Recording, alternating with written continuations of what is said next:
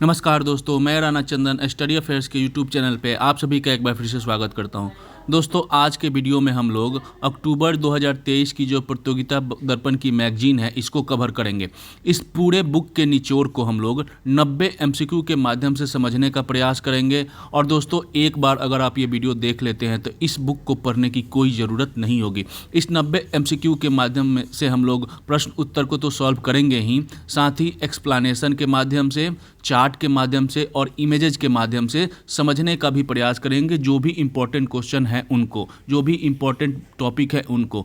और दोस्तों, यह वीडियो आने वाले जितने भी प्रतियोगिताएं परीक्षाएं होने वाली है, खासकर 69वें बीपीएससी, उनमें महत्वपूर्ण होने वाला है, क्योंकि करंट अफेयर्स के मैक्सिमम क्वेश्चन इसी बुक से पूछे जाते हैं। तो चलिए दोस्तों, शुरू करते हैं। उससे पहले बता दूं कि कौन कौन से टॉपिक रहने वाले हैं। तो चंद्रयान 3, 69वां राष्ट्रीय फिल्म पुरस्कार, पुरुषों का एशियाई हॉकी चैंपियनशिप, फीफा विश्व कप महिलाओं का, संसद का पाकिस्तान में जो संसद भंग हो गई है इसकी चर्चा होगी, प्रधानमंत्री को ग्रीस का सर्वोच्च सम्मान, और विश्व एथलेटिक्स चैंपियनशिप में भारत ने पहली बार कोई स्वर्ण पदक जीता है, और साथ ही फीडे विश्व चैंपियनशिप। तो इन सारी की चर्चा आगे वीडियो में होगी। शुरू करते हैं आज के प्रश्न सीरीज और लेते हैं पहला प्रश्न। पहला प्रश्न है दोस्तों, 15 अगस्त 2023 को भारत ने अपना कौन सा स्वतंत्रता दिवस मनाया? ऑप्शन है आपके सामने 75वां, 77वां, 79वां या 78वां। तो इसका सही उत्तर है दोस्तों 77वां। 15 अगस्त 2023 को देश के 77वें स्वतंत्रता दिवस के अवसर पर प्रधानमंत्री नरेंद्र मोदी ने लगातार 10वीं बार लाल किले की प्राचीर से तिरंगा फहराया। प्रधानमंत्री नरेंद्र मोदी स्वतंत्रता दिवस पर लाल किले की प्राचीर से राष्ट्र को सर्वाधिक बार संबोधित करने वाले पहले गैर कांग्रेसी प्रधानमंत्री भी है, और यह उपलब्धि उन्होंने 2020 में ही हासिल कर लिया था। ठीक है, आगे बढ़ते हैं, अगला प्रश्न लेते हैं। प्रधानमंत्री के रूप में स्वतंत्रता दिवस के अवसर पर लाल किले की प्राचीर से नरेंद्र मोदी का अगस्त 2023 में लगातार कौन सा संबोधन था? तो यह 5वां, 7वां, 8वां या 10वां। तो यह 10वां संबोधन था। एक बार देख लेते हैं कि किस प्रधानमंत्री ने कितनी बार स्वतंत्रता दिवस से ध्वजारोहण किया। तो सर्वाधिक बार जो प्रधानमंत्री रहे हैं जवाहरलाल नेहरू, इन्होंने सर्वाधिक 17 बार। उसके बाद इंदिरा गांधी 16 बार, मनमोहन सिंह 10 बार, नरेंद्र मोदी इस बार 10 बार पहुंच गए हैं। उसके बाद अटल बिहारी वाजपेयी का नंबर आता है 6 बार। एक एक करके आप देख सकते हैं कि राजीव गांधी, पीवी नरसिम्हा राव, लाल बहादुर शास्त्री, इन लोगों ने जितने कार्यकाल के लिए रहा है उतने ध्वजारोहण की है। आगे बढ़ते हैं, अगला प्रश्न लेते हैं। हाल ही में रोहिणी आयोग ने अपनी रिपोर्ट राष्ट्रपति के समक्ष प्रस्तुत की है। रोहिणी आयोग संबंधित है किस चीज़ के लिए इसका गठन किया गया था? तो ऑप्शन है अन्य पिछड़ा वर्गों के आरक्षण से, स्वर्णों के आरक्षण से, एससी एसटी के आरक्षण से, या उपरोक्त में से कोई नहीं। तो इसका सही उत्तर है दोस्तों अन्य पिछड़ा वर्गों के आरक्षण से संबंधित है रोहिणी आयोग। आइए देखते हैं इस आयोग के बारे में कुछ महत्वपूर्ण पॉइंट्स को। तो अन्य पिछड़ा वर्ग को मिलने वाले जो आरक्षण है उनके लिए विभिन्न उपवर्गों में इनके विभाजन तथा अन्य संबंधित पहलुओं पर सुझाव देने के लिए दिल्ली उच्च न्यायालय के पूर्व मुख्य न्यायाधीश न्यायमूर्ति जी रोहिणी की अध्यक्षता में अक्टूबर 2017 में इस आयोग का गठन किया गया था, जिसने 31 जुलाई 2023 को अपनी रिपोर्ट सौंप दी है राष्ट्रपति को। आयोग को यह कार्य सौंपा गया था कि ओबीसी के लिए जो 27% का आरक्षण व अन्य सरकारी लाभों में किन जातियों का समूह का कितना वर्चस्व है इसे पता करना है। आयोग की रिपोर्ट का खुलासा अभी तक नहीं हुआ है, तथापि मीडिया के रिपोर्टों से यह कहा जा रहा है कि ओबीसी के प्रदत्त जो 27% आरक्षण है उसमें से आरक्षण का 50% लाभ केवल 48 जातियों ने ही प्राप्त किए हैं, जबकि लगभग 1000 जातियों को इन 30 वर्षों में कोई भी लाभ प्राप्त नहीं हुआ है। कई जातियों को ओबीसी में डाल दिया गया है, उसमें से केवल 48 जातियां ही मैक्सिमम लाभ ली है, और 1000 तो ऐसी जातियां हैं जिन्हें कोई लाभ ही नहीं मिला है। अभी वास्तविक रिपोर्ट का जो खुलासा होगा तो वास्तविकता पता चलेगा, लेकिन यह मीडिया की रिपोर्ट के अनुसार ये कहा जा रहा है। तो जब रिपोर्ट प्रकाशित होगी तब यथास्थिति संभव हो पाएगा। नेक्स्ट क्वेश्चन, हाल ही में किस राज्य सरकार ने सभी स्तर पर शिक्षकों की नियुक्ति के लिए एक चयन आयोग के गठन हेतु विधेयक पारित किया है? बिहार, उत्तर प्रदेश, पश्चिम बंगाल या मध्य प्रदेश। तो यह उत्तर है उत्तर प्रदेश। उत्तर प्रदेश शिक्षा सेवा चयन आयोग नाम के इस गठन के लिए उत्तर प्रदेश शिक्षा सेवा चयन आयोग विधेयक 2023 राज्य विधानसभा में अगस्त 2023 में पेश किया गया। इस विधेयक के पारित हो जाने के पश्चात उत्तर प्रदेश में बेसिक शिक्षा से लेकर उच्च शिक्षा तक के लिए शिक्षकों सहायता प्राप्त अल्पसंख्यक कॉलेजों में शिक्षकों की भर्तियां इसी आयोग के माध्यम से की जाएगी। तो उत्तर प्रदेश में यह पारित हुआ है। नेक्स्ट क्वेश्चन, किस राज्य में जनवरी 2023 में शुरू किया गया जाति आधारित गणना का कार्य हाल ही में पूर्ण कर लिया गया है? तो काफ़ी चर्चा में भी रहा है पिछले 5-6 महीनों में। यह राज्य है बिहार। अब इसके बारे में कुछ महत्वपूर्ण जानकारियां हैं, वो हमें जान लेना बहुत ज़रूरी है क्योंकि आगामी परीक्षाओं में यहाँ से प्रश्न बन सकते हैं। बिहार सरकार द्वारा जनवरी 2023 में शुरू की गई जाति आधारित गणना के विरुद्ध दायर याचिकाओं पर लगाई गई रोक बिहार उच्च न्यायालय द्वारा 1 अगस्त 2023 को हटा दिया गया। पहले राज्य सरकार ने ये जनगणना स्टार्ट की, लेकिन न्यायालय द्वारा इस पर रोक लगा दी गई और उसके खिलाफ जब उच्च न्यायालय में अपील दायर हुई तो उसको रोक को हटा दिया गया 1 अगस्त को, ठीक है। और इसके पश्चात गणना का कार्य अगस्त 2023 में ही पूरा कर लिया तथा सर्वोच्च न्यायालय में इसके खिलाफ लंबित याचिकाओं के निर्णय आने के पश्चात राज्य सरकार द्वारा इसका परिणाम जारी किया जाएगा। इसका परिणाम ही जारी नहीं किया गया है क्योंकि उच्च न्यायालय के आदेश को चुनौती दिया गया है अब सर्वोच्च न्यायालय में। तो जब तक सर्वोच्च न्यायालय से जजमेंट नहीं आ जाता तब तक इस रिपोर्ट को पब्लिश नहीं करना है, ठीक है। बिहार में जाति आधारित सर्वेक्षण का जो पहला चरण शुरू हुआ था वह 7 जनवरी 2023 से शुरू होकर 21 फरवरी 2023 तक चला था और उसके बाद दूसरा चरण का भी कार्य 15 अप्रैल को शुरू कर दिया गया और इसके लिए 5.1 लाख कर्मचारी काम पर लगाए गए थे। दूसरे चरण का कार्य प्रारंभ हुआ, उसमें 17 तरह की जानकारियाँ इस सर्वेक्षण में परिवारों से पूछी गई है और जब दूसरे चरण का कार्य चल ही रहा था तब 15 मई 2023 को इसे पूरा करने का भी लक्ष्य था। इसी बीच यह कार्य रोकने का अंतरिम आदेश पटना उच्च न्यायालय द्वारा 4 मई को पारित कर दिया गया। उच्च न्यायालय द्वारा अंतरिम रोक 1 अगस्त को हटा दी गई, जिसके पास अगस्त में ही यह कार्य पूरा कर लिया गया, ठीक है। अगला प्रश्न इसी से संबंधित है। हाल ही में बिहार सरकार द्वारा कराए गए जाति सर्वेक्षण का पहला चरण कब से कब तक चला? तो हमने अभी एक्सप्लेनेशन में देखा 7 जनवरी से शुरू होकर 21 फरवरी 2023 तक चला था।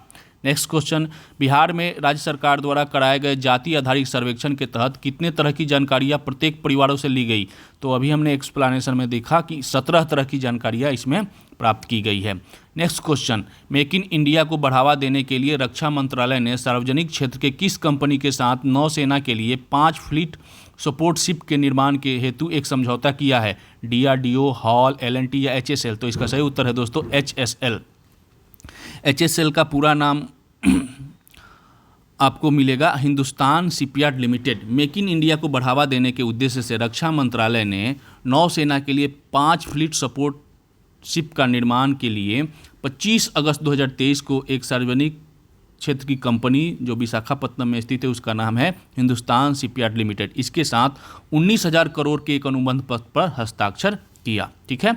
यह पोत भारत में किसी भारतीय शिपयार्ड द्वारा बनाया जाने वाला अब तक का पहला पोत होगा। इसका उपयोग समुद्र में तैनात युद्ध पोतों को ईंधन, पानी, गोला बारूद व अन्य आवश्यक सामग्रियों की आपूर्ति के लिए किया जाएगा। तो किसके साथ यह अनुबंध किया गया है? Hindustan shipyard limited. Next question, 19 नए जिलों के गठन के बाद राजस्थान में जिलों की कुल संख्या अब कितनी हो गई है? तो पिछले दर्पण के में हम लोग वीडियो में चर्चा किए थे इसकी, अगर याद होगा तो आप आसानी से इसका उत्तर दे सकते हैं। ऑप्शन है आपके सामने 40, 45, 50 या 55। तो सही उत्तर है दोस्तों 50। एक्सप्लेनेशन में देखते हैं 3 संभागों और 19 नए जिलों के गठन की घोषणा के बाद राजस्थान में संभागों की संख्या 10 और जिलों की संख्या 50 हो गई है। जैसे हमारे यहाँ प्रमंडल होता है ना, जो 9 प्रमंडल है, उसी तरह वहाँ संभाग कहा जाता है प्रमंडल को। तो पहले संभागों की संख्या 7 थी, जिसे बढ़ाकर 10 कर दिया गया है, और पहले जिलों की संख्या 31 थी, तो 19 बढ़ जाने के बाद अब जिलों की संख्या वहाँ 50 हो गई है। और इसके साथ ही जब राजस्थान जो है ना देश में जिलों की सर्वाधिक संख्या के मामले में तीसरे स्थान पे आ गया है। पहले स्थान पर कौन है? तो उत्तर प्रदेश, वहाँ 75 जिले हैं। दूसरे स्थान पर मध्य प्रदेश, वहाँ 52 जिले हैं। और अब तीसरे स्थान पर आ गया है राजस्थान, जहाँ 50 जिले हैं। बिहार में जिलों की संख्या कितनी है? तो यहाँ पे 9 प्रमंडल और 38 जिले हैं। नेक्स्ट क्वेश्चन, केरल विधानसभा में केरल राज्य का नाम बदलकर क्या रखने का प्रस्ताव अगस्त 2023 में पारित किया गया है? कोल्लम, केरलम, मालाबार या इनमें से कोई नहीं?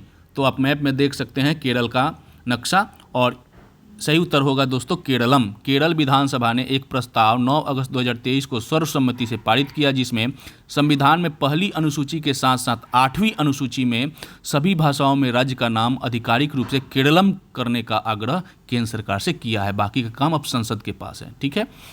नेक्स्ट क्वेश्चन, किस वर्ष के जन्म और मृत्यु पंजीकरण अधिनियम में संशोधन हेतु एक विधेयक संसद द्वारा पारित किया गया है? 1947, 1960, 1969 या 1999? तो सही उत्तर है दोस्तों 1969 का ये विधेयक है।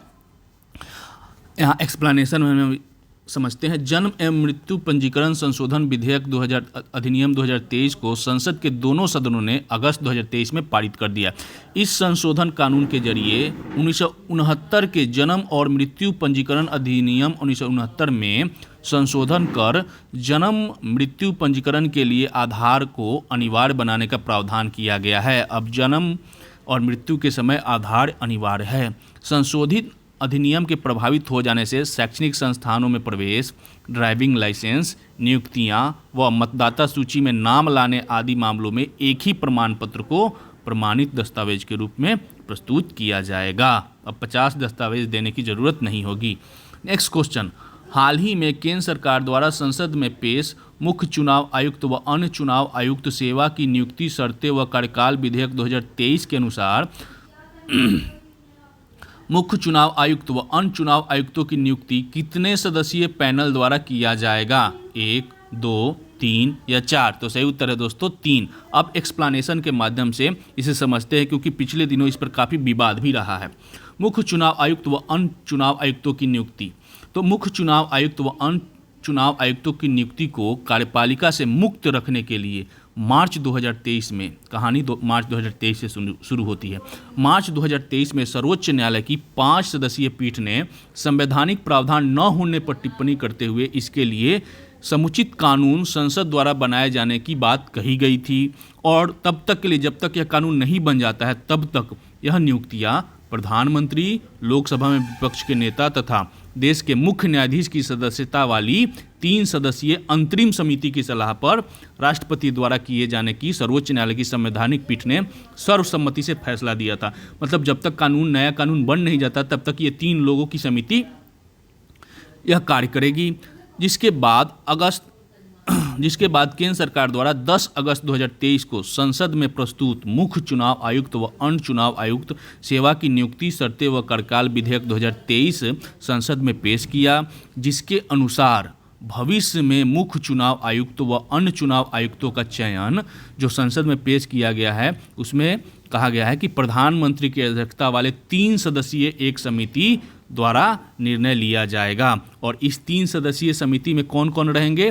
तो प्रधानमंत्री रहेंगे, इनके अलावा लोकसभा में विपक्ष के नेता रहेंगे, और प्रधानमंत्री द्वारा मनोनीत एक कैबिनेट मंत्री शामिल रहेंगे। यानी जो अंतरिम आदेश पे मुख्य न्यायाधीश रहते थे, उनके जगह पर अब एक कैबिनेट मंत्री रहेंगे। ठीक है। तो नेक्स्ट क्वेश्चन भी यही है। संसद में पेश नए विधेयक के अनुसार देश के मुख्य चुनाव आयुक्त व अन्य चुनाव आयुक्तों की नियुक्ति वाली समिति में निम्न में से कौन शामिल रहेंगे? प्रधानमंत्री तो सही है, लोकसभा में विपक्ष का नेता तो वो भी सही है, एक कैबिनेट मंत्री जो मनोनीत होंगे वो भी सही है, उपरोक्त सभी सही है, ये तीनों ही सम्मिलित रहेंगे। नेक्स्ट क्वेश्चन है कि निम्न में से कौन शामिल नहीं रहेंगे? लोकसभा में नेता प्रतिपक्ष, प्रधानमंत्री, मुख्य न्यायाधीश या प्रधानमंत्री द्वारा मनोनीत एक कैबिनेट मंत्री। तो अंतरिम आदेश के अनुसार जो जब तक संसद से कानून पारित नहीं हो जाता, तब तक तो मुख्य न्यायाधीश रहेंगे, लेकिन कानून पारित हो जाने के बाद मुख्य न्यायाधीश के जगह पर प्रधानमंत्री द्वारा मनोनीत एक कैबिनेट मंत्री रहेंगे। इसलिए सी इसका शामिल नहीं रहेंगे, मुख्य न्यायाधीश शामिल नहीं रहेंगे। नेक्स्ट क्वेश्चन, दक्षिण अफ्रीका और नामीबिया से लाए गए कुल 20 चीतों में से कितने चीतों की मौत अब तक हो चुकी है? आपने देखा भी होगा, काफ़ी हो हल्ला और काफ़ी ब्रांड के साथ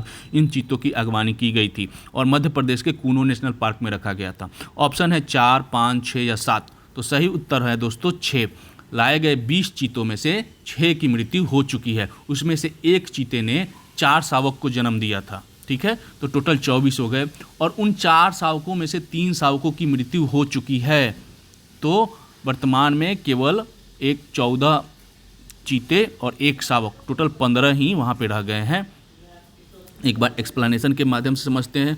मध्य प्रदेश कूनो नेशनल पार्क में बसाए गए 20 चीतों में से एक और मादा चीता यानी धात्री, जो नई जिसकी मृत्यु हुई है वो धात्री, इसके मृत पाए जाने के बाद लाए गए 20 चीतों में से 6 की मौत हो चुकी है। और पिछले दिनों एक मादा ने 4 शावक को जन्म दिया था, उनमें से भी 30 की मृत्यु हो चुकी है। और कुल 1 शावक सहित अब 15 चीते ही वहाँ रह गए। ठीक है, इन चीतों की मृत्यु के बाद देश में चीता पुनर्वास परियोजना के लिए एक बड़ी चुनौती आ गई है।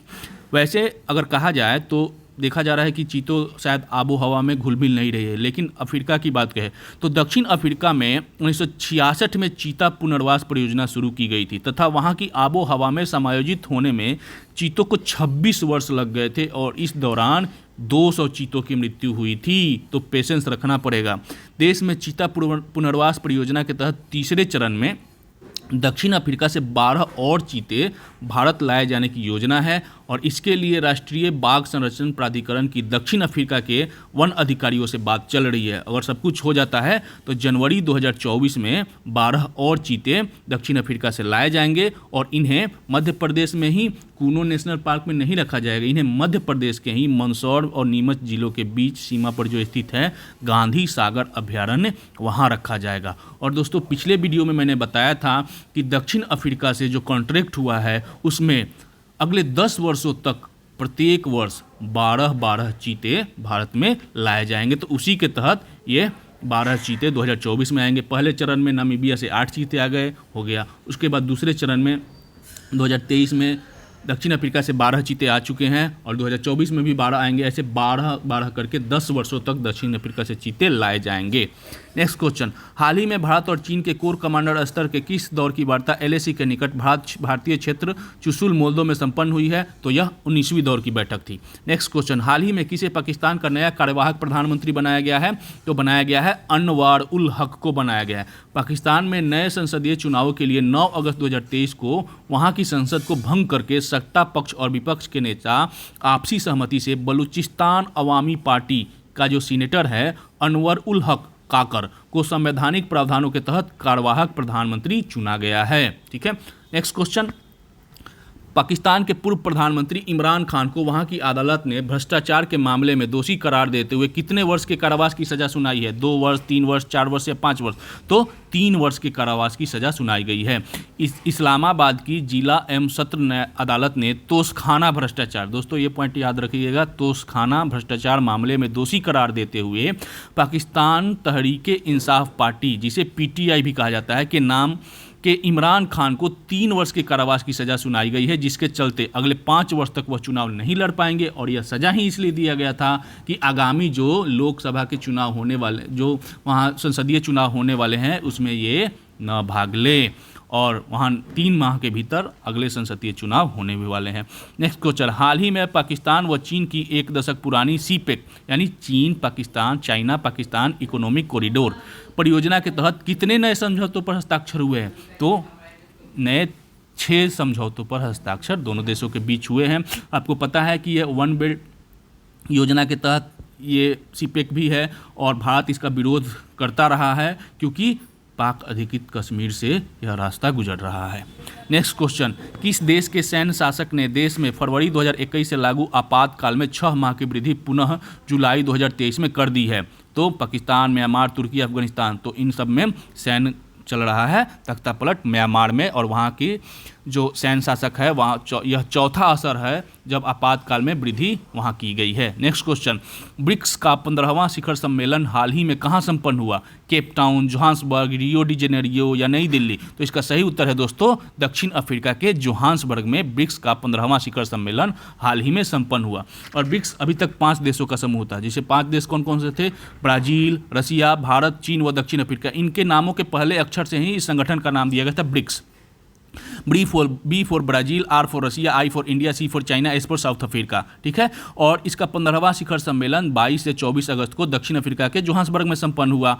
इस सम्मेलन में 6 नए देशों को इस संगठन में शामिल करने पर सहमति बन गई। और ये 6 देश कौन कौन से हैं इसे आप याद कर लीजिएगा। अर्जेंटीना, ईरान, इथोपिया, सऊदी अरब, मिस्र तथा संयुक्त अरब अमीरात। इन 6 देशों को शामिल करने की सहमति बन गई और 1 जनवरी 2024 से ये लोग पूर्ण रूप से इसके मेंबर बन जाएंगे, यानी यह आदेश प्रभावी हो जाएगा और तब ब्रिक्स के सदस्यों की संख्या 5 से बढ़कर 11 हो जाएगी। 6 कौन कौन से देश है आप देख लीजिएगा, एक बार और इसे रिपीट करिएगा, याद हो जाएगा। ब्रिक्स का आगामी जो 16वां शिखर सम्मेलन है वो रूस के कजान में होगा 2024 में। ठीक है, अगला प्रश्न, हाल ही में ब्रिक्स में कितने नए देश शामिल किए गए हैं? तो 6 शामिल किए गए हैं।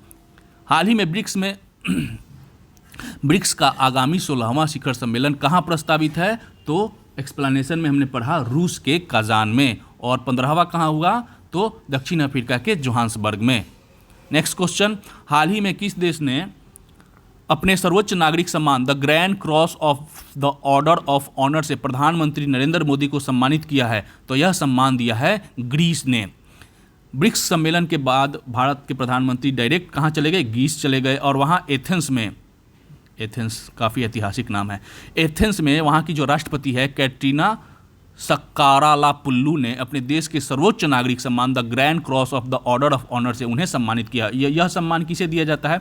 तो सबसे पहले तो इस सम्मान की ग्रीस सरकार द्वारा इसे 1975 में स्थापित किया गया था और तब से यह सर्वोच्च नागरिक सम्मान ऐसे प्रधानमंत्री व प्रतिष्ठित व्यक्ति या हस्तियों को प्रदान किया जाता है जिन्होंने अपनी विशिष्ट स्थिति के कारण ग्रीस का सम्मान बढ़ाने में योगदान दिया हो। ठीक है, तो हुन मानेट किस देश के नए प्रधानमंत्री बनाए गए हैं? इथोपिया, कंबोडिया, वियतनाम या इंडोनेशिया? तो सही उत्तर है हुन मानेट, कंबोडिया के नए प्रधानमंत्री बनाए गए हैं। ये है हुन मानेट। एनएसओ द्वारा जारी ताज़ा आंकड़ों के अनुसार 2023-24 की पहली तिमाही में देश के जीडीपी में कितने प्रतिशत की वृद्धि दर्ज की गई है? 13.1, 6.1, 7.2 या 7.8? तो पहली तिमाही में 7.8% की वृद्धि दर्ज की गई है। और पिछले साल इसी वर्ष में यानी 2022-23 के पहली तिमाही में यह वृद्धि दर 6.1 थी। तो एक बहुत बड़ी उपलब्धि मानी जा सकती है, क्योंकि लगातार 4 तिमाहियों में जो जीडीपी था वो काफ़ी कम आ रहा था। तो ये चौथा तिमाही है जो कि वृद्धि काफ़ी अच्छा देखा गया है। 28 अगस्त 2023 को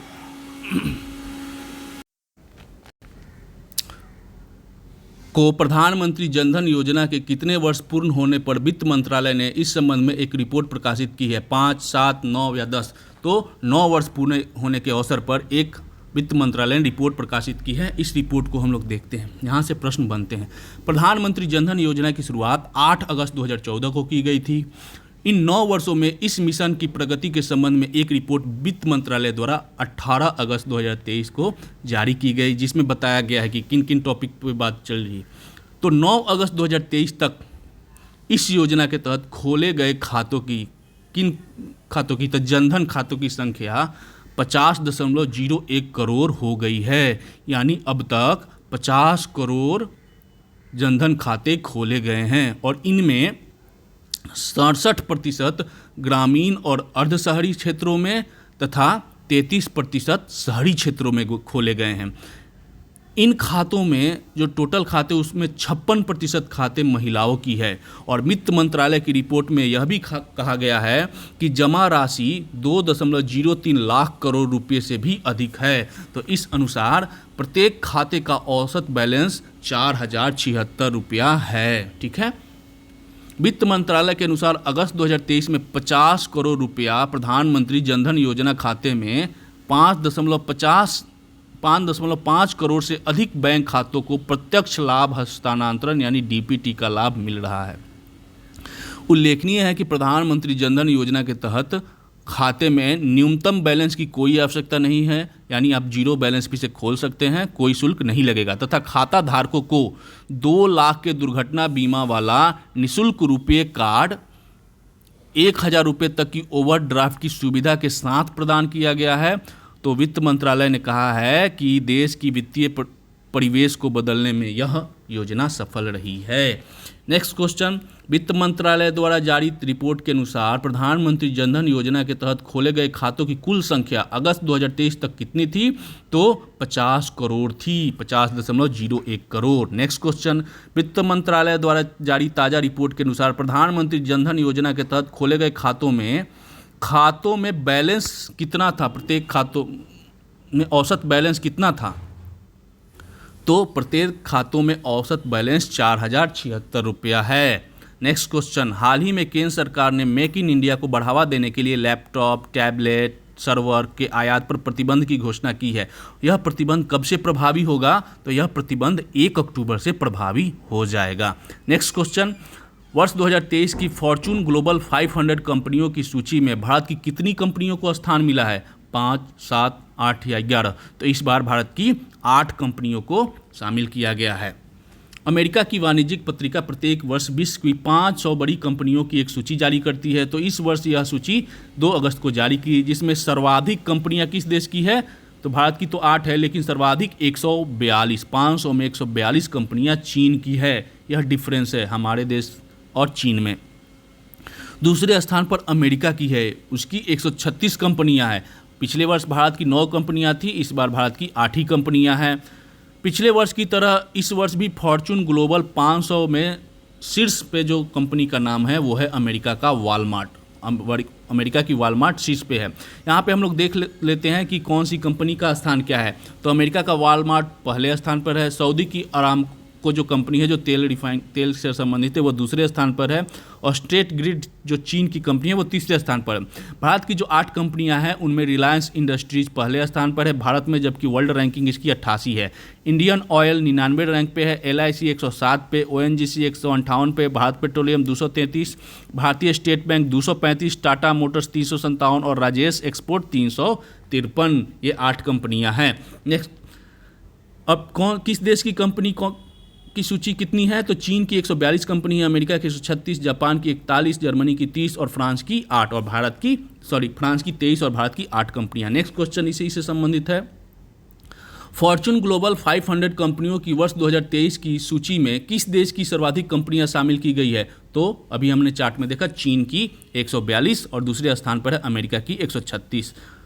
फॉर्चून ग्लोबल 500 कंपनियों की वर्ष 2023 की सूची में शीर्ष स्थान पर कौन सी कंपनी है? तो अमेरिका की वॉलमार्ट। अमेरिका की वॉलमार्ट इस नंबर पे पहले स्थान पर है, और दूसरे नंबर पर सऊदी अरब की अरामको कंपनी है। नेक्स्ट क्वेश्चन, फॉर्चून ग्लोबल 500 कंपनियों की वर्ष 2023 की सूची में निम्न में से कौन सुमेलित है? तो भारत की कंपनियां हैं और उसके सामने उसकी वर्ल्ड रैंकिंग दी गई है। तो LIC 107वें स्थान पर, ठीक है, एक बार देख लीजिए चार्ट।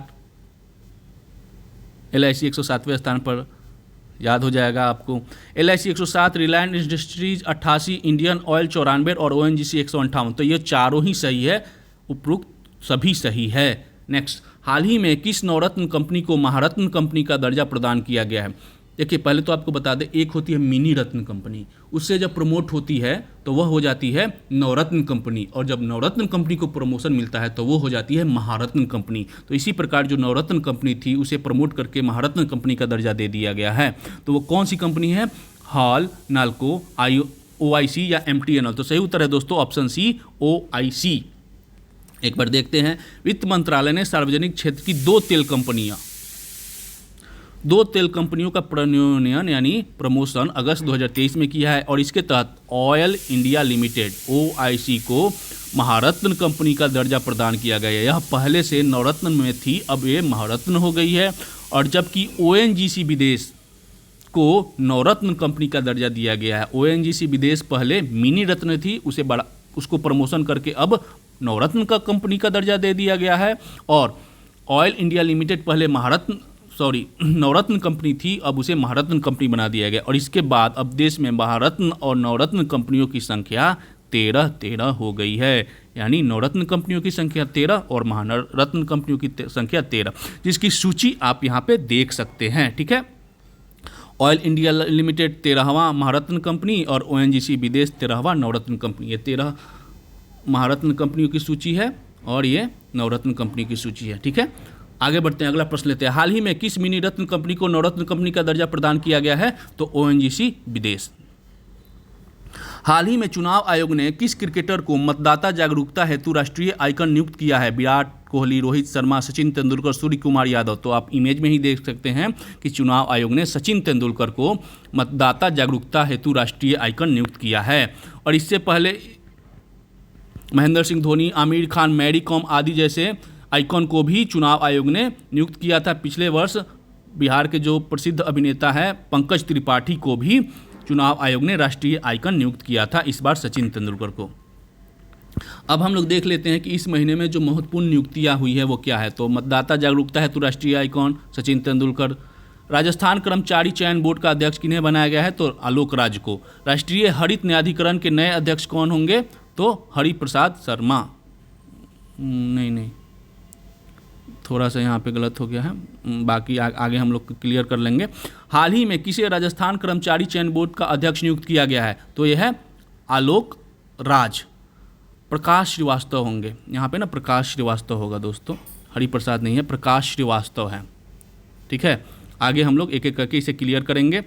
राष्ट्रीय बुक ट्रस्ट का नया अध्यक्ष मिलिंद कुमार मराठे। भारतीय विशिष्ट पहचान प्राधिकरण का अंशकालिक अध्यक्ष नीलकंठ मिश्र।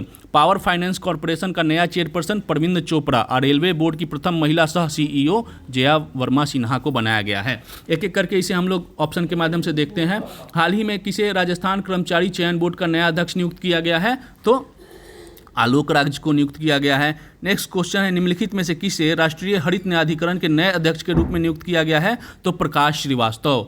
यहाँ पे वहाँ पे मिस टाइपिंग हो गया था। कोलकाता उच्च न्यायालय के पूर्व मुख्य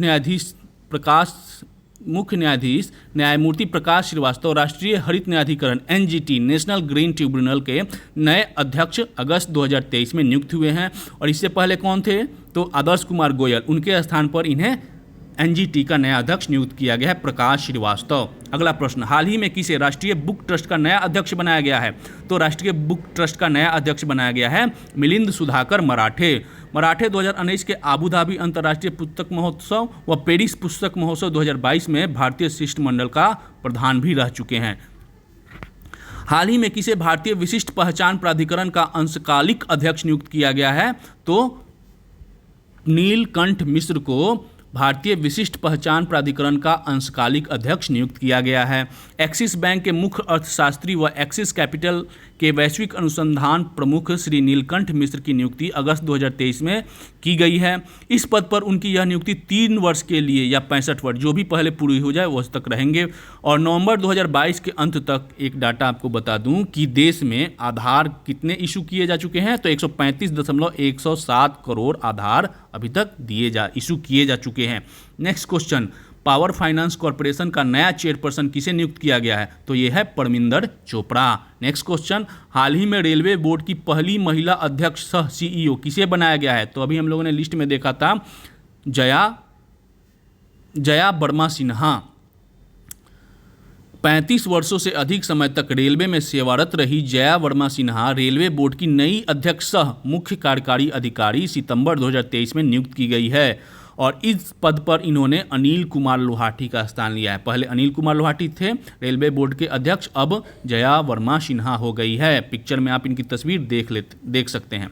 नेक्स्ट क्वेश्चन, हाल ही में 25वां राजीव गांधी सद्भावना पुरस्कार 2020-21 किसे प्रदान किया गया है, तो यह पुरस्कार दिया गया है राजस्थान की वन स्थली विद्यापीठ को। नेक्स्ट क्वेश्चन, पुणे स्थित लोकमान्य तिलक स्मारक मंदिर ट्रस्ट का 2023 का राष्ट्रीय पुरस्कार किसे प्रदान किया गया है, तो यह पुरस्कार दिया गया है प्रधानमंत्री नरेंद्र मोदी को। नेक्स्ट क्वेश्चन, 77वें स्वतंत्रता दिवस के अवसर पर कितने जवानों को कीर्ति चक्र पुरस्कार प्रदान किया गया है। दोस्तों, उसके पहले 77वें स्वतंत्रता दिवस की पूर्व संध्या पर राष्ट्रपति कीर्ति चक्र और शौर्य चक्र की घोषणा करती है, तो उसी के तहत कीर्ति चक्र कितनों को दिया गया, तो 4 जवानों को कीर्ति चक्र दिया गया और चारों ही मरणोपरांत दिए जाने की घोषणा की गई। इसमें Dilip Kumar Das CRPF, Rajkumar Yadav CRPF, Bablu Rabha CRPF और शंभू राय, ये चारों सीआरपीएफ से हैं और इन्हें मरणोपरांत कीर्ति चक्र दिया जाएगा। और 11 लोगों को शौर्य चक्र देने की भी घोषणा की गई है। इनमें 11 का लिस्ट आपके सामने है, आप एक देख सकते हैं। अगला प्रश्न भी इसी से है, 77वें स्वतंत्रता दिवस के अवसर पर कितने जवानों को कीर्ति चक्र सॉरी कीर्ति चक्र नहीं, शौर्य चक्र है, यहाँ पे शौर्य चक्र का पुरस्कार प्रदान किया जाएगा। तो शौर्य चक्र कितने लोगों को? 11 लोगों को शौर्य चक्र दिया जाएगा। इसमें 5 लोग मरणोपरांत हैं। नेक्स्ट क्वेश्चन, वर्ष 2023 का डिवाइन मिस अर्थ इंडिया प्रतियोगिता का ताज किसने जीता? प्रियन सेन, प्रवीणा अंजना, श्वेता शारदा या सोनल कुकरेजा। दोस्तों ये चारों नाम याद कर लीजिएगा। क्यों याद कर लीजिएगा? क्योंकि एक एक प्रतियोगिता की ये विनर रही हैं। तो इसका सही उत्तर है मिस डिवाइन अर्थ इंडिया चुनी गई हैं प्रियन सेन। अब इनके बारे में हम लोग कुछ जान लेते हैं। यहाँ पिक्चर में आप देख सकते हैं, एक्सप्लेनेशन के माध्यम से समझते हैं। 26 अगस्त 2023 को नई दिल्ली में मिस अर्थ इंडिया व मिस इंटरनेशनल इंडिया प्रतियोगिता का आयोजन किया गया, जिसमें राजस्थान के जयपुर की रहने वाली प्रियन सेन ने मिस अर्थ इंडिया, जिसे डिवाइन मिस अर्थ इंडिया कहा जाता है भारत में, मिस डिवाइन अर्थ इंडिया, तथा राजस्थान की ही प्रवीणा अंजना ने डिवाइन मिस इंटरनेशनल इंडिया का ताज प्रतियोगिता इसमें जीती।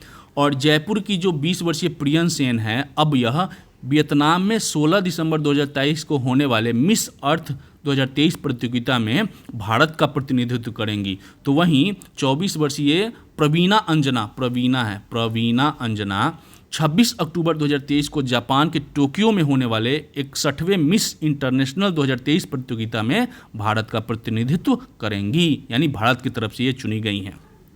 ठीक है, अगला प्रश्न से पहले एक चार्ट देख लेते हैं। इस महीने चारों के डिसाइड हुए हैं सौंदर्य प्रतियोगिता में भाग लेने वालों का। Divine miss earth India Priyan Sen, ये राजस्थान की है। Divine miss international India Praveena Anjana, ये भी राजस्थान की हैं। और मिस डीवा यूनिवर्स, ये अब भाग लेंगी मिस यूनिवर्स प्रतियोगिता में, भारत का प्रतिनिधित्व करेंगी, ये है श्वेता शारदा। और मिस डीवा सुपरनेशनल, ये है सोनल कुकरेजा। इनको भी हम लोग देख लेते हैं एक एक करके। वर्ष 2023 का डिवाइन मिस इंटरनेशनल प्रतियोगिता का ताज किसने जीता? तो डिवाइन मिस इंटरनेशनल प्रतियोगिता का ताज जीता प्रवीणा अंजना ने, ये भी राजस्थान की रहने वाली है। 2023 के लिए मिस डीवा यूनिवर्स निम्न में से कौन चुनी गई? प्रियन सेन नहीं, प्रवीणा अंजना नहीं, श्वेता शारदा या सोनल कुकरेजा। तो Shweta Sharda miss diva universe 2023 चुनी गई है, ये है मिस डीवा यूनिवर्स। तो इसके बारे में देखते हैं। चंडीगढ़ की है श्वेता शारदा। चंडीगढ़ की श्वेता शारदा मुंबई में 27 अगस्त 2023 को संपन्न 2023 के लिए मिस डीवा यूनिवर्स चुनी गई है। 23 वर्षीय श्वेता अब इस वर्ष की मिस यूनिवर्स प्रतियोगिता में भारत का प्रतिनिधित्व करेंगी। और यह मिस यूनिवर्स प्रतियोगिता कब होगा? तो 18 नवंबर 2023 को अल सल्वाडोर में। और इसी प्रतियोगिता के दौरान जयपुर की सोनल कुकरेजा को वर्ष 2024 का मिस डीवा सुप्रा नेशनल चुना गया है। और 25 वर्षीय सोनल कुकरेजा 2024 की मिस सुप्रा नेशनल वर्ल्ड प्रतियोगिता में भारत का प्रतिनिधित्व करेंगी। और यह कहाँ होगा? तो 17 जुलाई 2024 को पोलैंड में होगा। इन चारों का नाम एक एक बार याद करिएगा, आपको याद हो जाएगा। हाल ही में किसे वर्ष 2024 के लिए मिस डीवा सुप्रा नेशनल चुना गया है? तो सोनल कुकरेजा। और ये कहाँ की है? राजस्थान की है। आपको प्रियन सेन राजस्थान की है, प्रवीणा अंजना राजस्थान की है, श्वेता शारदा ये चंडीगढ़ की है और सोनल कुकरेजा राजस्थान की है। तो इनमें से 3 राजस्थान की और एक ये भी पूछ सकता है कि चुनी जाने वाली किस राज्य की है। निम्नलिखित में से कौन सुमेलित है? Divine miss earth India Priyan Sen सही है, divine miss international India Praveena Anjana सही है, miss diva universe Shweta Sharda सही है, miss diva supranational Sonal Kukreja सही है। तो उपरोक्त सभी मिलान सही है। नेक्स्ट क्वेश्चन, 69वें राष्ट्रीय फिल्म पुरस्कारों में किस फिल्म को सर्वश्रेष्ठ फिल्म का पुरस्कार के लिए चुना गया? हिंदी फिल्म रॉकेटरी को, हिंदी फिल्म कश्मीर फाइल्स को, तेलुगु फिल्म आरआरआर को या तमिल फिल्म सुराराई पट्टू को? तो 69वें राष्ट्रीय फिल्म में Hindi film Rocketry The Nambi Effect को सर्वश्रेष्ठ फिल्म का पुरस्कार दिया गया। और यह पुरस्कार 2021 में प्रदर्शित फिल्मों के लिए 69वां राष्ट्रीय फिल्म पुरस्कार की घोषणा 24 अगस्त 2023 को की गई है। ठीक है, लेकिन 2021 में यह नाम ही है 69वां राष्ट्रीय फिल्म पुरस्कार 2021। ठीक, तो 2021 में फिल्म प्रदर्शित हुई है, उसके लिए यह घोषणा की गई है। 1 साल बैक चलता है। यहाँ आप देख सकते हैं एक एक करके किस पे कौन सा अवार्ड मिला है। तो सर्वश्रेष्ठ फिल्म का अवार्ड तो हो गया रॉकेटरी द नॉम्बी। उसके बाद सर्वश्रेष्ठ मनोरंजन प्रदान करने वाली सर्वश्रेष्ठ लोकप्रिय फिल्म है आरआरआर, तेलुगु फिल्म आरआरआर। राष्ट्रीय एकता पर सर्वश्रेष्ठ फिल्म का नरगिस दत्त पुरस्कार मिला है हिंदी फिल्म कश्मीर फाइल्स को। और सर्वश्रेष्ठ बाल फिल्म का पुरस्कार दिया गया गांधी एंड कंपनी को। सर्वश्रेष्ठ हिंदी फिल्म का पुरस्कार दिया गया है सरदार उधम सिंह को। सर्वश्रेष्ठ गैर फीचर फिल्म का पुरस्कार दिया है एक था गांव को। सर्वश्रेष्ठ अभिनेता का पुरस्कार दिया है फिल्म पुष्पा के लिए अल्लू अर्जुन को। और सर्वश्रेष्ठ अभिनेत्री इस बार 2 को मिला है। कौन कौन? मिम्मी में अभिनय के लिए कृति सेनन को और गंगूबाई काठियावाली में अभिनय के लिए आलिया भट्ट को संयुक्त रूप से दिया गया है। सर्वश्रेष्ठ पार्श्व गायक काल भैरव और सर्वश्रेष्ठ पार्श्व गायिका श्रेया घोषाल। दोस्तों कंफ्यूज मत होइएगा, एक मिलता है फिल्म फेयर पुरस्कार जिसकी घोषणा हुई थी और पिछले वीडियो में हम लोग उसकी चर्चा कर चुके हैं। ये है राष्ट्रीय फिल्म फेयर पुरस्कार। ठीक है, अगला क्वेश्चन भी इसी से है। 69वां राष्ट्रीय फिल्म पुरस्कारों में किस फिल्म को संपूर्ण मनोरंजन प्रदान करने वाली सर्वश्रेष्ठ लोकप्रिय फिल्म चुना गया है? तो तेलुगु फिल्म RRR को चुना गया है। 69वें राष्ट्रीय फिल्म पुरस्कारों में किसे सर्वश्रेष्ठ अभिनेता के पुरस्कार के लिए चुना गया है? तो पुष्पा फिल्म के लिए अल्लू अर्जुन को चुना गया है। इमेज में आप उनको देख सकते हैं। और सर्वश्रेष्ठ अभिनेत्री किसे चुना गया है 69वें राष्ट्रीय फिल्म पुरस्कार में? तो आलिया भट्ट और कृति सेनन को संयुक्त रूप से चुना गया है। आलिया भट्ट को गंगूबाई काठियावाड़ी के अभिनय के लिए और कृति सेनन को मिम्मी में अभिनय के लिए। 69वें राष्ट्रीय फिल्म पुरस्कारों के संबंध में निम्नलिखित में से कौन सा मिलान सही है? सर्वश्रेष्ठ अभिनेत्री आलिया भट्ट और कृति सेनन सही है। सर्वश्रेष्ठ पार्श्व गायक काल भैरव सही है। सर्वश्रेष्ठ पार्श्व गायिका श्रेया घोषाल सही है। तो उपरोक्त सभी सही है। नेक्स्ट क्वेश्चन, अगस्त 2023 को रूस में हुए एक विमान दुर्घटना में येवगेनी प्रिगोजिन का निधन हो गया। वह कौन थे? रूस के प्रधानमंत्री, रूस के राष्ट्रीय सुरक्षा सलाहकार, रूस के विदेश मंत्री या रूस के प्राइवेट मिलिट्री वैगनर के प्रमुख? तो इसका सही उत्तर है दोस्तों रूस के प्राइवेट मिलिट्री वैगनर के प्रमुख है ये। इनके बारे में जान लेते हैं। येवगेनी प्रिगोजिन 62 वर्षीय प्रिगोजिन का 23 अगस्त 2023 को रूस के ही बोलोगवस्की जिले में एक विमान दुर्घटना में निधन हो गया।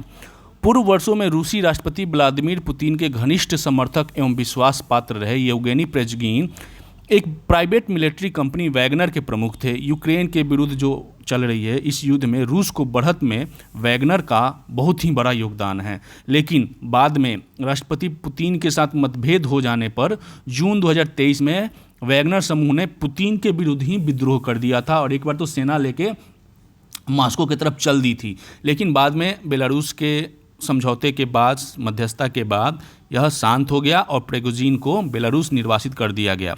उसी समय से क्यास लगाए जा रहे थे कि व्लादिमीर पुतिन से जिसने दुश्मनी कर ली उसकी मौत किसी न किसी दुर्घटना में निश्चित है। हालांकि ये खुलकर सामने नहीं आया है, लेकिन यूरोपियन और पश्चिमी देश यही कह रहे हैं कि व्लादिमीर पुतिन ने ही इनकी मृत्यु करवाई है। एक समय में यह उनके सेफ हुआ करते थे। तो वैगनर एक प्राइवेट कंपनी है जो वेतन पे सैन्य उपलब्ध कराती है। आगे बढ़ते हैं, अगला प्रश्न लेते हैं। हाल ही में बॉलीवुड के किस अभिनेता को भारतीय नागरिकता प्राप्त हुई है? सलमान खान, अक्षय कुमार, शाहरुख खान या अजय देवगन? तो ये है अक्षय कुमार। आप सोचते होंगे कि क्या ये अक्षय कुमार भारतीय नागरिक नहीं थे? तो वर्तमान में तो नहीं थे। अमृतसर में 1967 में जन्मे जाने माने बॉलीवुड अभिनेता अक्षय कुमार को इन्होंने कुछ फिल्मों में फ्लॉप होने के कारण पहले तो भारतीय नागरिकता थी, लेकिन 2011 में कनाडा की नागरिकता प्राप्त कर ली थी। बाद में उन्होंने 2019 में भारत की नागरिकता प्राप्त करने के लिए आवेदन किया था, जिसे तमाम औपचारिकताओं के पश्चात गृह मंत्रालय द्वारा नागरिकता अधिनियम 1955 की धारा 5A(g) के तहत उन्हें पुनः भारत की नागरिकता अगस्त 2023 में प्रदान कर दी है। और बॉलीवुड में ना कई जानी मानी हस्तियाँ ऐसी है जिन्होंने विदेशी नागरिकता ले रखी है, वो भारत की नागरिकता प्राप्त नहीं है। इनमें आलिया भट्ट और कैटरीना कैफ दोनों ब्रिटिश नागरिक है। नोरा फतेही कनाडा और जैकलिन तो आपको पता ही होगा श्रीलंका की ही है। बिंदेश्वर पाठक जिनका निधन हाल ही में हो गया, किस संगठन के संस्थापक व संचालक थे? सुलभ इंटरनेशनल के। दोस्तों ये इन्हें कौन नहीं जानता, सुलभ इंटरनेशनल को कौन नहीं जानता। तो यही इनके संस्थापक थे और इनका जन्म 2 अप्रैल 1943 को हुआ था। 15 अगस्त 2023 को इनकी मृत्यु हो गई।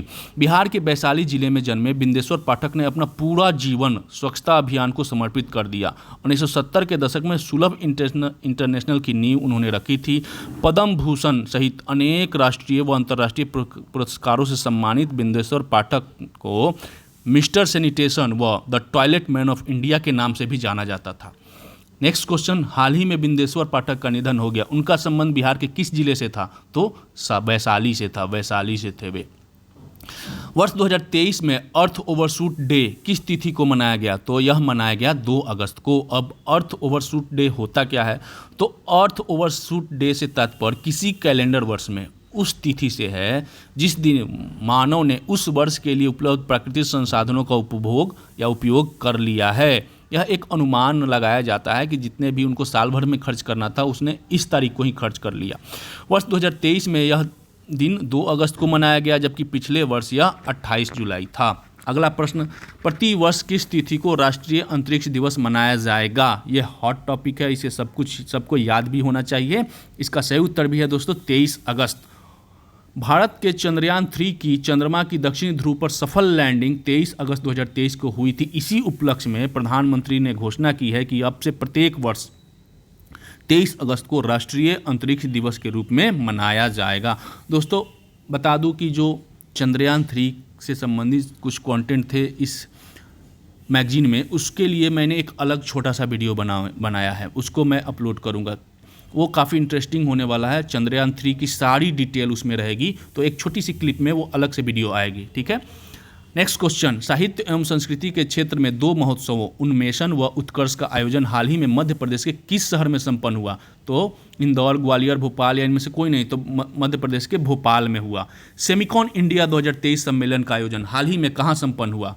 गांधीनगर, बेंगलुरु, मुंबई या सूरत? तो यह हुआ गांधीनगर, गुजरात के गांधीनगर में 28 से 29 जुलाई को यह सम्मेलन हुआ। और इसी सम्मेलन में प्रधानमंत्री नरेंद्र मोदी ने घोषणा की कि भारत में सेमीकंडक्टर बनाने वाली कंपनी को 50% की सब्सिडी दी जाएगी। नेक्स्ट क्वेश्चन भी वही है कि भारत में सेमीकंडक्टर बनाने वाले कंपनी को कितने प्रतिशत तक की सब्सिडी देने की घोषणा सरकार द्वारा की गई है? तो सही उत्तर है 50%। नेक्स्ट क्वेश्चन, हाल ही में संपन्न मालाबार नौसैनिक युद्धाभ्यास में निम्न में से किस देश की नौसेना शामिल नहीं थी? भारत, अमेरिका, ऑस्ट्रेलिया, जापान या उपरोक्त सभी शामिल थे? तो दोस्तों मालाबार नौसैनिक अभ्यास में चारों देश ही शामिल थे। भारत, अमेरिका, ऑस्ट्रेलिया व जापान की नौसेनाओं का 27वां संयुक्त अभ्यास मालाबार 2023 ऑस्ट्रेलिया के पूर्वी तट किस पे? तो सिडनी के निकट 11 से 21 अगस्त को संपन्न हुआ।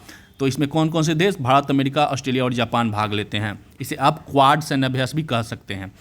बहुराष्ट्रीय सैन्य अभ्यास ब्राइट स्टार हाल ही में कहाँ संपन्न हुआ? तो ब्राइट स्टार जो है मिस्र में संपन्न हुआ। मिस्र की मेजबानी में तीनों सेनाओं का बहुराष्ट्रीय वार्षिक संयुक्त अभ्यास ब्राइट स्टार काहिरा के मोहम्मद नजीब सेन केंद्र पर 31 अगस्त 2023 से प्रारंभ हुआ और 14 सितंबर तक चला। इस संयुक्त अभ्यास में अमेरिका, सऊदी अरब, कतर, भारत व ग्रीस सहित 34 देशों के लगभग 8000 सैनिकों ने भाग लिया और भारत पहली बार इस संयुक्त अभ्यास में भाग लिया है। और दोस्तों बता दें कि 1980 में शुरू हुआ यह संयुक्त सैन्य अभ्यास विश्व के सबसे बड़े और पुराने सैन्य अभ्यासों में से एक है, जो मिस्र में प्रत्येक 2 वर्ष के अंतराल पर आयोजित किया जाता है। भारत ने किस देश के साथ मिलकर 5वां द्विवार्षिक संयुक्त नौसैनिक अभ्यास ऑस इंडेक्स हाल ही में संपन्न किया है? दोस्तों नाम से आपको मिल जाएगा, AUS Australia, IND India, exercise EX exercise, तो भारत और ऑस्ट्रेलिया। भारतीय नौसेना व ऑस्ट्रेलियाई नौसेना के बीच द्विवार्षिक नौसैनिक अभ्यास ऑस इंडेक्स 2023 सिडनी के निकट अगस्त 2023 में संपन्न हुआ और दोनों देशों के बीच यह 2015 से शुरू हुआ द्विसैनिक अभ्यास का 5वां संस्करण था। हाल ही में किस देश की मेजबानी में महिलाओं का फीफा विश्व कप फुटबॉल 2023 का सफल आयोजन किया गया? ऑस्ट्रेलिया, न्यूजीलैंड, A और B दोनों या जापान? तो दोस्तों A और B दोनों, ऑस्ट्रेलिया व न्यूजीलैंड की मेजबानी में 20 जुलाई से 20 अगस्त तक महिलाओं का 9वां फीफा विश्व कप फुटबॉल टूर्नामेंट खेला गया और इस टूर्नामेंट का खिताब स्पेन ने जीता। स्पेन ने फाइनल में इंग्लैंड को 1-0 से हराकर पहली बार विश्व कप महिला फुटबॉल का खिताब अपने नाम किया है। और दोस्तों इस महिला फुटबॉल का जो शुभंकर था ना, उसका नाम था ताजुनी, याद कर लीजिएगा, ताजुनी। दोस्तों एक चीज़ और बता दें कि महिला विश्व कप का टूर्नामेंट का खिताब सर्वाधिक बार अमेरिका ने जीता है, 4 बार। इसके बाद जर्मनी और जापान, इसके बाद 2 बार जर्मनी ने जीता है और फिर जापान, नॉर्वे और इस बार लेकर स्पेन, ये तीनों लोग 1-1 बार जीते हैं। नेक्स्ट इसमें देख लेते हैं कि किसे कौन सा पुरस्कार दिया गया। तो फेयर प्ले का अवार्ड जो जापान को मिला। सर्वाधिक गोल करने वाले खिलाड़ी कौन बने? तो जापान की हिनाटा मियाजावा और उन्हें ही गोल्डन पुरस्कार दिया गया। सर्वश्रेष्ठ खिलाड़ी गोल्डन बॉल पुरस्कार किसे मिला? तो स्पेन की एतना बोनमाती को दिया गया। सर्वश्रेष्ठ गोलकीपर का गोल्डन ग्लोब पुरस्कार इंग्लैंड की मैरी स्पर्स को दिया गया। नेक्स्ट क्वेश्चन, महिला विश्व कप फुटबॉल 2023 का खिताब किसने जीता? तो स्पेन ने इंग्लैंड को हराकर जीता। महिला विश्व कप फुटबॉल 2023 के संबंध में निम्नलिखित में से कौन सा मिलान सही है? फेयर प्ले का अवार्ड जापान को सही है। गोल्डन बूट का पुरस्कार हिनाटा मायाजोवा सही है। गोल्डन बॉल पुरस्कार स्पेन की एतना बनमोती सही है। सर्वश्रेष्ठ गोलकीपर का गोल्डन ग्लोब पुरस्कार तो वो है इंग्लैंड की मैरी स्पर्स, ये भी सही है। उपरोक्त सभी सही है। नेक्स्ट क्वेश्चन, हाल ही में चेन्नई में संपन्न पुरुषों की एशियन हॉकी चैंपियनशिप का खिताब किसने जीता? तो यह खिताब भारत ने जीता। भारत की मेजबानी में ही 3 से 12 अगस्त 2023 को संपन्न पुरुषों का 7वां एशियाई हॉकी चैंपियनशिप ट्रॉफी का खिताब भारत ने फाइनल में मलेशिया को 4-3 से हराकर जीता। चेन्नई में खेले गए 6 देशों के इस टूर्नामेंट में जापान को तीसरा स्थान प्राप्त हुआ। इस टूर्नामेंट में भारतीय टीम के कप्तान थे हरमनप्रीत कौर और इन्होंने ही सर्वाधिक 9 गोल किए। और टूर्नामेंट में सर्वश्रेष्ठ खिलाड़ी का पुरस्कार जो है भारत के मनदीप सिंह को दिया गया, जबकि सर्वश्रेष्ठ गोलकीपर का पुरस्कार दक्षिण कोरिया के किम जाए हियोन को मिला। भारत ने रिकॉर्ड चौथी बार यह टूर्नामेंट जीती है। इससे पहले 2011, 16 और 18 में यह खिताब भारत जीत चुका है। हाल ही में पुणे में संपन्न पुरुषों की 7वीं राष्ट्रीय शतरंज प्रतियोगिता का खिताब किसने जीता? तो एसपी सेतुरमन। एसपी सेतुरमन का यह दूसरा राष्ट्रीय खिताब है। इससे पहले 2014 में भी यह खिताब जीत चुके हैं। हाल ही में भारत के किस शतरंज खिलाड़ी ने विश्व कप के फाइनल तक पहुंचने में सफलता प्राप्त की है? तो यह प्राप्त की है आर प्रज्ञानंद। ठीक है। नेक्स्ट क्वेश्चन, विश्व बैडमिंटन चैंपियनशिप 2023 में पुरुष एकल का स्वर्ण पदक किसने जीता? तो पुरुष एकल का खिताब विश्व बैडमिंटन चैंपियनशिप में थाईलैंड के कुंतावुल विदितसरन ने जीता। कौन? कुंतावुल विदितसरन ने। और इन्होंने फाइनल में जापान के कोइड नाराकोवा को हराकर जीता। और इसी श्रृंखला में महिला का एकल का खिताब किसने जीता? तो दोस्तों महिला एकल का खिताब दक्षिण कोरिया की आन से यंग ने जीता और इन्होंने फाइनल में स्पेन की कैरोलिन मारिन को हराकर जीता। और भारत के जो खिलाड़ी है बैडमिंटन खिलाड़ी एच.एस. प्रणय इस प्रतियोगिता में पुरुषों के एकल में कांस्य पदक जीतने में सफल रहे और किसी इस विश्व बैडमिंटन चैंपियनशिप के एकल प्रतियोगिता में पदक जीतने वाले वो 5वें खिलाड़ी बन गए हैं। इससे पहले प्रकाश पादुकोण ने कांस्य पदक जीता था, बी साई प्रणीत ने कांस्य पदक जीता था, किदाम्बी श्रीकांत ने रजत पदक और लक्ष्य सेन ने 2021 में कांस्य पदक जीता था। तो अब 5वें खिलाड़ी बन गए हैं। विश्व बैडमिंटन चैंपियनशिप 2023 में महिला एकल का खिताब किसने जीता? तो अभी हमने चर्चा की दक्षिण कोरिया की आंग से यंग ने। नेक्स्ट क्वेश्चन, 19वीं वर्ल्ड एथलेटिक्स चैंपियनशिप 2023 का आयोजन कहाँ किया गया? तो 19वीं वर्ल्ड एथलेटिक्स चैंपियंस का आयोजन हंगरी के बुडापेस्ट में किया गया। हंगरी में वर्ल्ड एथलेटिक्स चैंपियनशिप का यह पहला आयोजन था। भारत ने विश्व एथलेटिक्स में अपना पहला स्वर्ण पदक इस बार जीतकर इतिहास रच दिया। और यह इतिहास किसमें मिला? तो जेवलिन थ्रोअर नीरज चोपड़ा ने यह स्वर्ण पदक दिलाया और पिछले बार के वर्ल्ड एथलेटिक्स चैंपियनशिप में वह रजत पदक ही जीत पाए थे। भारत ने कुल 27 एथलीट इस चैंपियनशिप में भेजे थे, जिसमें 23 पुरुष और 4 महिलाएं थीं। 10 दिनों तक चले इन खेलों में 12 स्वर्ण, 8 रजत व 9 कांस्य सहित कुल 29 पदक जीतकर अमेरिका ने पदक तालिका में शीर्ष स्थान प्राप्त किया, जबकि भारत 1 स्वर्ण पदक जीतकर 18वां स्थान प्राप्त किया। आगामी 20वां विश्व एथलेटिक्स चैंपियनशिप 2025 में जापान के टोक्यो में और 2027 में 21वां आयोजन होगा। ठीक है। वर्ल्ड एथलेटिक्स चैंपियनशिप 2023 में भारत ने एकमात्र स्वर्ण पदक किसने जीता? तो नीरज चोपड़ा। ठीक है।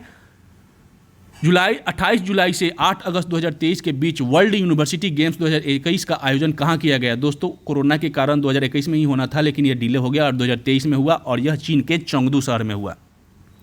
इंटरनेशनल यूनिवर्सिटी स्पोर्ट्स फेडरेशन यानी फीसू के तत्वाधान में वर्ल्ड यूनिवर्सिटी गेम्स 2021 का आयोजन चीन के चेंगडू में अगस्त में खेला गया और कोरोना के काल के कारण यह 2 साल टाला गया। भारत सहित 120 देश के विश्वविद्यालयी खिलाड़ी इसमें भाग लेते हैं और भाग लिया। इन खेलों में सर्वाधिक 103 गोल्ड, 40 सिल्वर व 35 ब्रोंज सहित कुल 178 पदकों के साथ चीन शीर्ष पर रहा पदक तालिका में। 21 गोल्ड, 29 सिल्वर और 43 ब्रोंज सहित 93 पदकों के साथ जापान दूसरे स्थान पर रहा। तो 11 गोल्ड, 5 सिल्वर और 10 ब्रोंज सहित 26 पदकों के साथ भारत 7वें स्थान पर रहा और इसका अगला आयोजन 2025 में जर्मनी में होने वाला है। हाल ही में संपन्न वर्ल्ड यूनिवर्सिटी गेम्स 2021 के पदक तालिका में शीर्ष स्थान पर कौन रहा? तो चीन रहा। हाल ही में संपन्न वर्ल्ड यूनिवर्सिटी गेम्स 2023 में भारत कुल कितने पदक जीते? तो भारत ने कुल 26 पदक जीते। और इस चैंपियनशिप में, इस गेम्स में भारत पदक तालिका में कौन सा स्थान पर रहा? तो भारत 7वें स्थान पर रहा। 7वां दृष्टि बाधित विश्व खेल 2023 का आयोजन कहाँ किया गया? तो यह इंग्लैंड के बर्मिंघम में 7वां दृष्टि बाधित विश्व खेल आयोजित हुआ। 18 से 27 अगस्त के बीच यह खेला गया। इन खेलों में 70 से अधिक देशों के 1000 से अधिक खिलाड़ियों ने 11 खेलों में भाग लिया। इन खेलों में भारत ने 1 स्वर्ण व 1 रजत पदक सहित कुल 2 पदक जीते और दोनों ही पदक क्रिकेट से आए। महिला क्रिकेट ने फाइनल में ऑस्ट्रेलिया को हराकर स्वर्ण पदक जीता, तो पुरुष खिलाड़ी फाइनल में पाकिस्तान से हारकर रजत पदक जीते।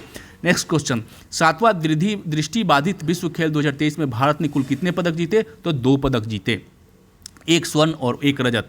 भारत की कौन सी महिला तीरंदाज 17 वर्ष की आयु में 6 अगस्त 2023 को विश्व तीरंदाजी चैंपियनशिप में कंपाउंड महिला फाइनल में सबसे कम आयु में सीनियर चैंपियन बन गई है? तो ये है अदिति गोस्वामी। आप पिक्चर में उनकी तस्वीर देख सकते हैं। सबसे कम उम्र की सीनियर चैंपियनशिप तीरंदाजी विश्व कप में यह बनी है। नेक्स्ट क्वेश्चन, इसरो द्वारा लॉन्च किया गया भारत का पहला ऐसा सैटेलाइट जिसने direct to home broadcast Tata play ने अगस्त 2023 में स्ट्रीमिंग प्रारंभ कर दी, तो यह कौन है? GSAT-24। भारत का पहला 3D प्रिंटेड पोस्ट ऑफिस अगस्त 2024 में किस नगर में खोला गया? तो यह खोला गया पुणे में। देख सकते हैं आप तस्वीर में, भारत का पहला 3D पोस्ट ऑफिस कहाँ है ये? तो पुणे में। नेक्स्ट क्वेश्चन, अगस्त 2023 में किस चक्रवाती तूफान ने जापान व दक्षिण कोरिया में भारी तबाही मचाई? तो इस चक्रवाती तूफान का नाम था चक्रवात खानून। इन्होंने जापान और दक्षिण कोरिया में भारी तबाही मचाई थी अगस्त के महीने में। अंतिम प्रश्न, अमेरिका के कैलिफोर्निया में लगभग 8 दशकों के बाद आए किस ट्रॉपिकल हरिकेन ने अगस्त 2023 में तबाही मचाई? तो अमेरिकी क्षेत्र में जो तूफान आता है, चक्रवात आता है, उसे हरिकेन बोलते हैं। तो इसका क्या नाम था? हिलेरी। इसने भारी तबाही मचाई थी और यह 8 दशकों के बाद कैलिफोर्निया में आया था ऐसी हरिकेन। तो दोस्तों, आज की जो प्रतियोगिता दर्पण अक्टूबर की जो मैगजीन है, इससे जितने भी इंपॉर्टेंट प्रश्न बन सकते हैं, इस टोटल 90 प्रश्न वो समाप्त होता है। दोस्तों, अगर आपको वीडियो अच्छा लगे तो इस चैनल को सब्सक्राइब जरूर करिएगा और लाइक भी करिएगा, और जितने भी आपके दोस्त हैं जिनसे इस वीडियो को फ़ायदा हो सकता है तो उन्हें शेयर भी जरूर करिएगा। धन्यवाद।